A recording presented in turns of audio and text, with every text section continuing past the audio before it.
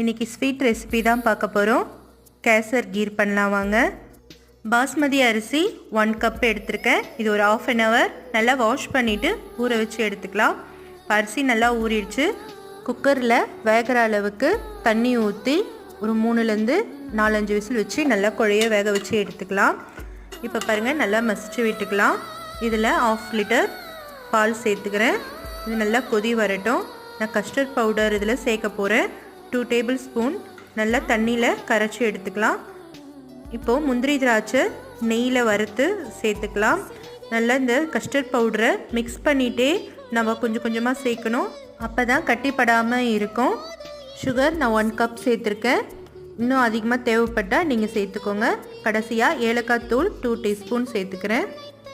அவ்வளோதான், கேசர் கீர் ரெடி ஆகிடுச்சு. இந்த வீடியோ பிடிச்சிருந்தா மறக்காமல் லைக் போட்டுருங்க.